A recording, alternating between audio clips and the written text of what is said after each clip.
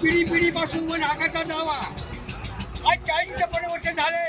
पण आमचा वन जमिनीचा प्रश्न अजून सुटलेला नाही. 7-12 अजून मिळत नाही आणि आमची वाडी सुद्धा जागा मिळत नाही. म्हणून आम्ही आज मोर्चा पेट ते नाशिक पायी लॉंग मोर्चा गाडी चालवणार आहे. आमच्या मागे मिरे सरपंच तांदूळ सर्व विराट घेऊन आम्ही पायी लॉंग मोर्चा नाशिकला चाललोय. नाशिकला निर्णय लागला तर नाशिक टू बॉम्बे पायी लॉंग मोर्चा आम्ही गाव चाललाय. ही आमची जाहीर सभा आहे. अखिल भारतीय किसान सभा महाराष्ट्र राज्याच्या वतीने पेठ तालुक्यातील हजारो शेतकरी आज नाशिककडे निघाले असून दिनांक 24 जानेवारी रोजी नाशिकला पोहोचून तेथून मुंबईकडे मोर्चा विधानसभेवर चालून जाणार आहे.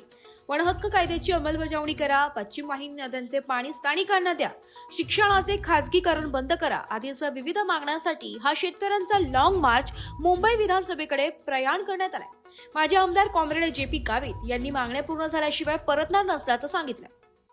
करून आज लॉंग मार्चचा रस्ता धरलेला आहे.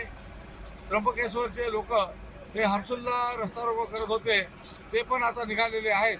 तेव्हा नाशिक जिल्ह्याची जी जनता आहे यांच्याकडं सरकारचं कुठलंही लक्ष नाही आणि याच्यासाठी आम्ही आता निर्णय घेतलेला आहे की आमचे जे काही प्रश्न आहेत, आमचे मागण्या आहेत, या जोपर्यंत सरकार ते मार्गी लावत नाही तोपर्यंत आता परत येण्याचा काही प्रश्नच नाही. आणि म्हणून पायी हा लॉंग मार्च आता सुरू झालेला आहे. आमच्या नवीन मागण्या आम्ही कोणत्याच मागत नाही आहोत.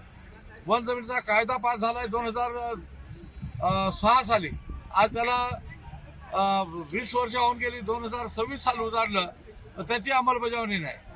सरकारने बोनस जाहीर केला, त्याची अंमलबजावणी नाही. सरकारने आम्ही 17 तारखेपासून इथं कंटिन्यू बसेला रस्ता रोको, पण आमचा प्रश्न काही सुटला नाही. त्याच्यामुळे आता हळूहळू आम्ही गाव साहेबांच्या नेतृत्वाखाली आम्ही नाशिकला चाललो.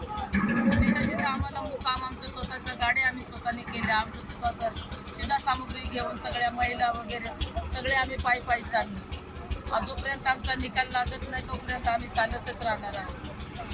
मुक्काम करत स्वतःच्या भाकरी खाऊन आम्ही आमच्या पोटाच्या प्रश्नासाठी आम्ही चाललो.